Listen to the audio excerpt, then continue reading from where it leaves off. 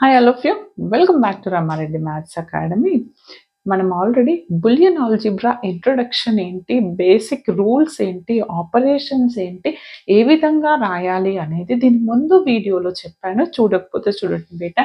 ఈ వీడియోలో మనం ఆక్సియమ్స్ అంటే మనకు ఉన్నటువంటి లాస్ యూజ్ చేసుకొని అండ్ లాజిక్ గేట్స్ యూజ్ చేసుకొని ట్రూత్ టేబుల్స్ని ఏ విధంగా కన్స్ట్రక్ట్ చేస్తారు డిజిటల్ ఎలక్ట్రానిక్స్లో అనేది చెప్తాను.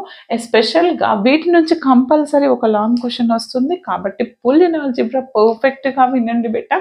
And first of all two valued Boolean algebra అంటే ఏంటిది అని అంటే a two-valued Boolean algebra, it defines at least two elements, those are 0 and 1s under operator addition and dot. This is our basic concept.